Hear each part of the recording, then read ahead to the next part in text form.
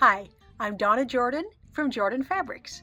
Today I'm going to show you how to make a quilt, and it's called Flower Power. This is a Cozy Quilt Designs pattern designed by Linda Allen, and the method that we use to make these blocks, each of the flowers, ends up with the centers and the accents all slightly different. So even though each block will be square, each one will be a little bit unique, and I think it'll make a very interesting quilt. Now the title here, Flower Power, does not refer to the flowers that are in your garden. It refers to the flower that's in a cake. That's because we're going to use a layer cake. That's the pre-cut that's called for this pattern. I think that something with a lot of colors will look good in this quilt. I'm not sure if I did a two-tone or all blues. I'm not sure what it would look like. I love this one because it's got so many bright colors. Now this layer cake here, this is all K facet prints, and we've got lots of different colors, and I really think that will make a nice, bright, happy flower power quilt.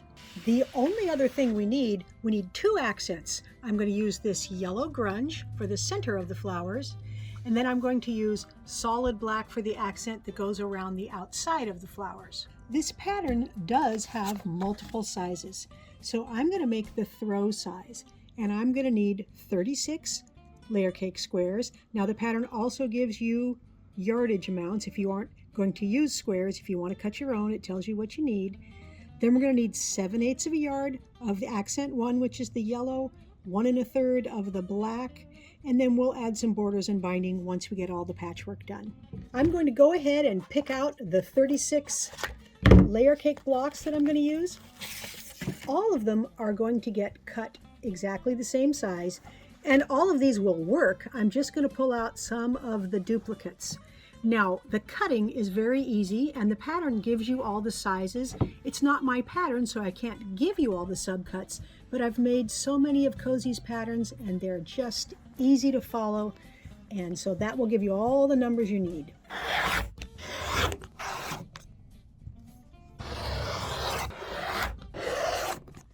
That's all the pieces we need, and now we just need to cut the background.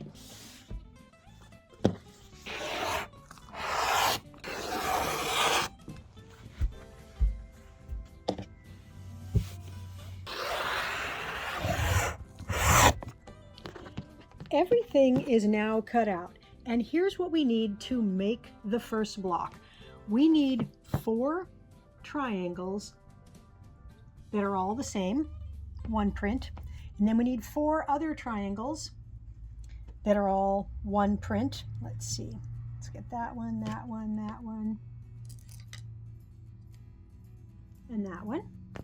Then we're going to need 8 yellow accents and 8 black accents, and we're going to take all this to the sewing machine. So here's what we're going to do. We're going to put this yellow accent on the tip of these triangles, and it's not in any particular spot. We're just going to put it covering the edge here a little bit so that when we sew here and flip it over, it's going to be a little beyond the point there. So for my first few, I just kind of guessed. So let's see what this one looks like here.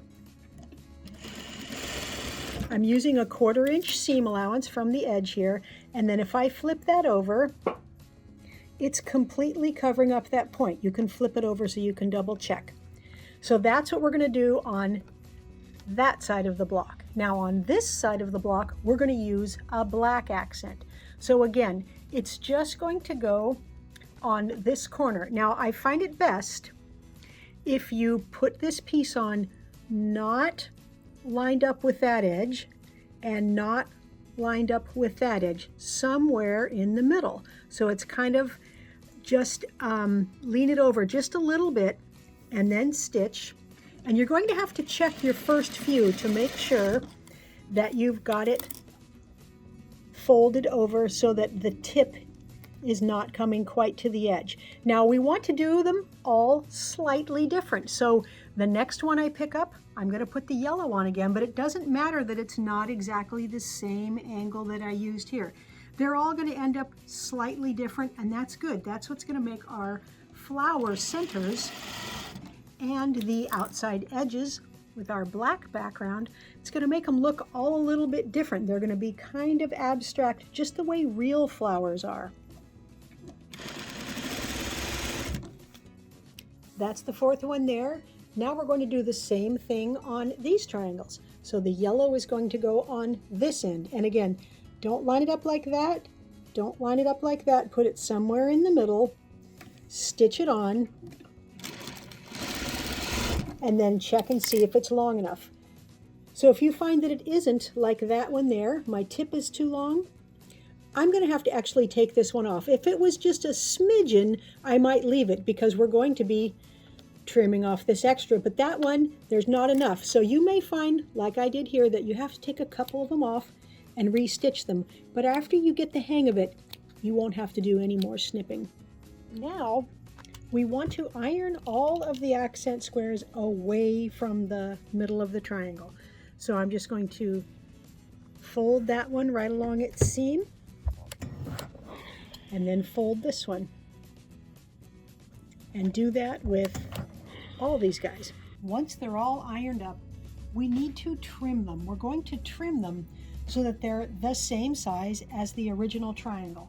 So I'm going to turn it right side down like that, and I'm just going to put my ruler right on top of the original cut line and trim off these extra little bits. So you might want to turn it a couple times so you can always have your ruler on top of the triangle. That keeps it stable and that helps you get nice straight lines. And once all the excess is trimmed off, what we want to do now is trim away this extra down here so we can reduce the bulk.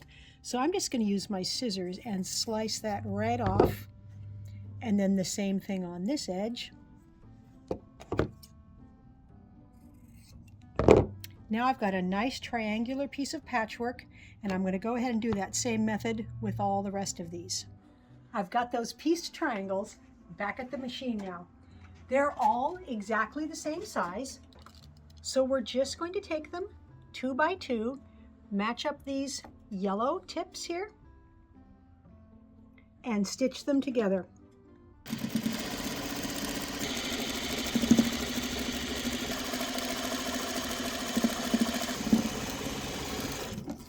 So I'm just going to snip these apart and take them straight over to the ironing board. I want to be sure to iron all the blocks exactly the same way. So I'm going to keep the yellow up in my left-hand corner here, and I'm going to peel this open. And the reason I'm peeling it open is so I can make sure I don't distort or stretch the patchwork.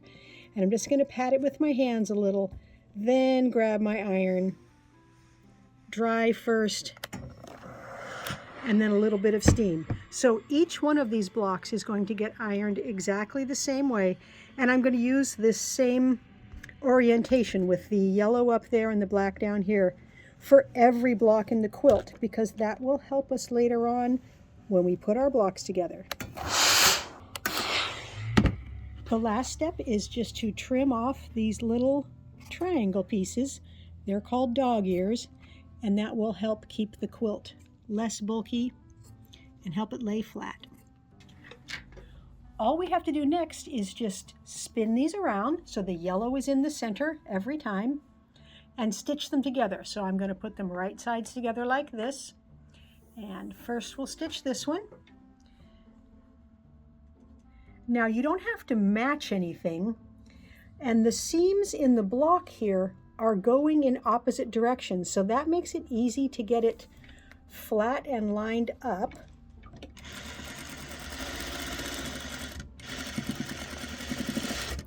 Then we'll just pull this one over. Same thing. The seams in this part here, they're going the opposite way, so you can feel with your hands if they're meeting there.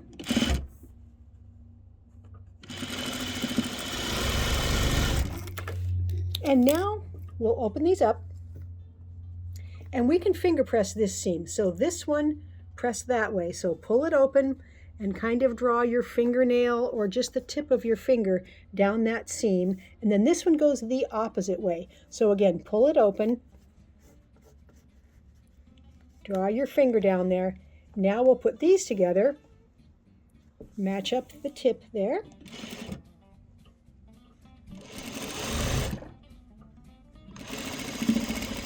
It's pretty easy to get that center lined up. And let's see how close we got. So there's our first flower block. You can see all the petals around here.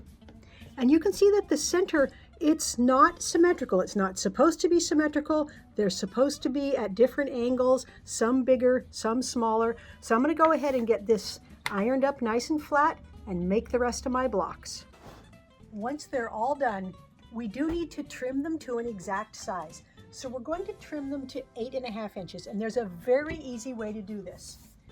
I'm going to get my ruler, and I'm going to put the 4 1/4 mark, which is right here, on the center seam. And it helps if you line it up near the bottom and near the top. And then hold your ruler down over here. If you try to hold it in the middle, it's thicker in the middle, but there's not very many seams over here. So hold it here, trim off all that extra. Now, if we spin it around and use that 4 1/4 mark again, keeping it near the bottom and near the top of your seam, hold it over here, trim off that extra. Now it's exactly 8.5 wide. Now we'll do the same thing over here. First that side, and then one last trim here. Now the block is perfectly square, and I'm going to do that with all of these so my blocks will fit together perfectly. All right, let's lay these all out. There's 36 blocks. The quilt is going to be 6 blocks wide and 6 blocks tall. And I like to start out by just laying them out in any random order.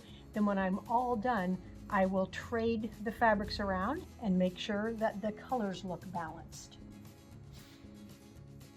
There, the blocks look great. I'm very happy with the balance of colors. The yellow is the most prominent to me, so I traded it around so it's fairly well distributed throughout the quilt. Now let me show you something really fun. Because we made the blocks with the seam allowances ironed the same way every time, and because the blocks can be turned any way, we can get all our seam allowances so they will nest. So right here, this one's going down. So all I'm going to do is make sure this one is going up. Now the next block here, that one's going down. We're going to make sure this one's going up. So I'm going to go throughout the whole quilt and turn the block if necessary so that all the seam allowances will nest. Then it'll be so easy to get these rows together and sew the whole quilt top. Then all I have to do is put a couple borders on and load it onto the machine. The quilt is all loaded up, and we need to pick a thread color. Now almost any bright color will work on here. The thread, any of these shades, it's really not going to show much. So my first thought was maybe we should do this yellow because it's the same as the centers. It'll show a little in the black. I've got a nice bright orange. That blends pretty well everywhere. Red, there's a lot of red in so many of these prints. Not going to show. A little bit there. Purple is, I think, what I'm going to go with. So this, let's see, let's put it here. It's not going to show much in the black.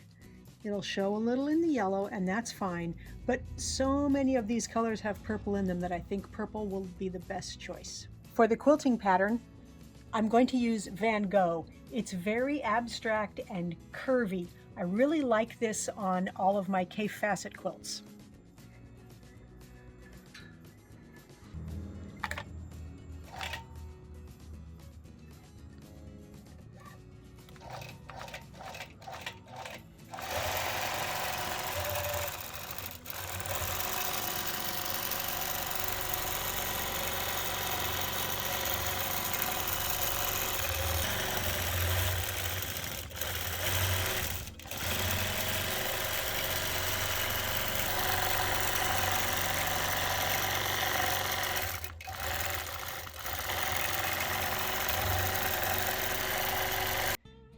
The Flower Power quilt is all done. It is so happy and so cheerful. I think the only way I would have liked it better is if I would have made it bigger. The blocks are a lot of fun to make. Each individual block is really fun, and I like how these shapes are abstract. They're not symmetric, they're not supposed to be, and that mixed especially with the K facet fabrics just makes a really, really nice effect. It's got this little teeny black border here, and then a bigger border, which I did in that nice big K facet print. The black binding frames it very nicely, and on the back I used another large floral from K facet. I think the back looks awesome too. It turned out 58 by 58 inches, which would make a nice throw size, a nice wall hanging. And again, the pattern has, I think it has 4 sizes, so there's plenty of other size options that you could make. Thanks so much for watching our video today. We hope you enjoyed it. And if you have questions, you can leave them down in the comments, and I try to answer as many of those as I can. Now, we have a giveaway at the end of every video, and today's giveaway is a quilt called Rockstar. Now, we made this several months ago. We showed you how to make it. Fun quilt to make. These are motif fabrics, and they have kind of a jungle theme. So you can see some elephants, and you can see a lot of ferns and parrots, nice bright colors. And take a look at the back side here. We've got monkeys on vines, and I think we have a little patchwork in the middle of the back. So it's very, very easy to enter our giveaways. All you have to do is click the link right below this video that says giveaway, and then you enter your name and your email address. And we can send this to a winner anywhere in the world, so good luck. Now, if you like our videos and you want to support us, the best thing you can do is subscribe to our YouTube channel. That really helps us out. Happy quilting!